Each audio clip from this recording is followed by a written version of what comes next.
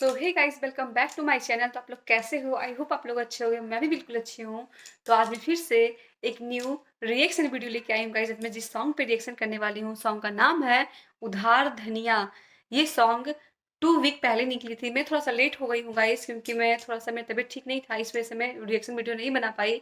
ठीक है, तो अब मैं इस पर रिएक्शन करने वाली हूँ। मैं बिना टाइम वेस्ट के वीडियो करती हूँ प्ले। देखते हैं कैसा ये सॉन्ग, उसके बाद कैसा रहता है मेरा रिएक्शन। तो बिना टाइम वेस्ट के वीडियो करते हैं प्ले। पहले सॉन्ग देखते हैं, फिर हम लोग बात करते हैं। बात किसकी करनी है?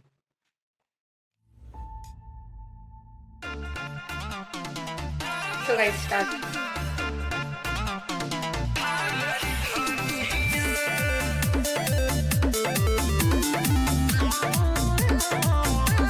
खेसारी भैया के सॉन्ग का म्यूजिक का मतलब बात ही बहुत डिफरेंट रहता है। बिल्कुल डिफरेंट रहता है हमेशा। ये अमनी सिंह, ये भी बहुत हॉट लगती है, बहुत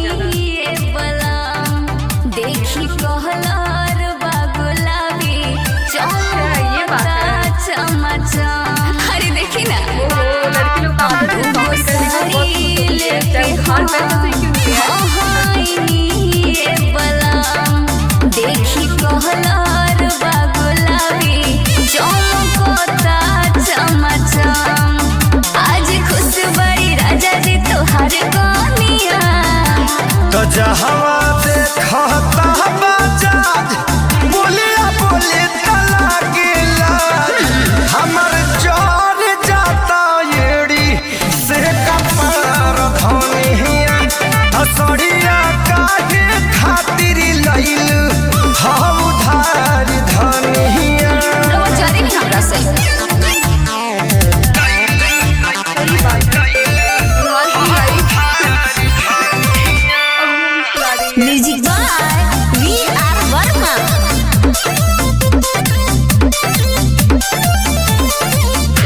रुपया कमा के कहोई जी जब सोना बिना सुनवा और रोए जे।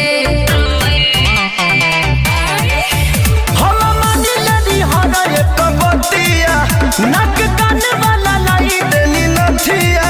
देखी लाइल बानी पिया जी पायल सोनिया।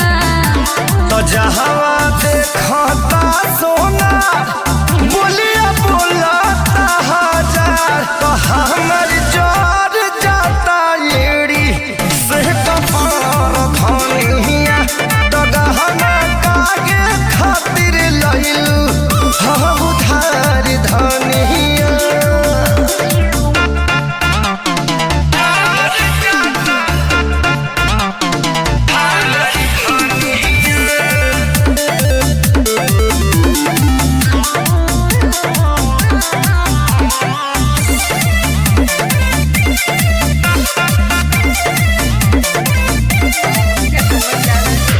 अपना ला कुछ नहीं लाइला, पेन्हिला तो रौरे के देखाइला।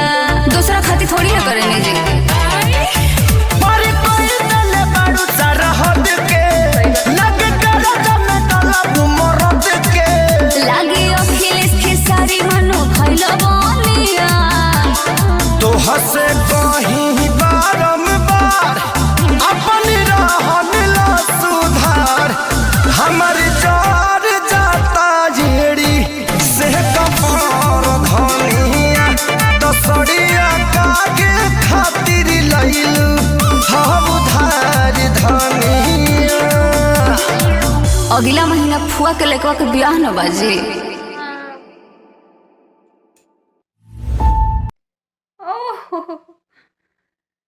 सो गाइज, ये सॉन्ग खत्म हो चुकी है।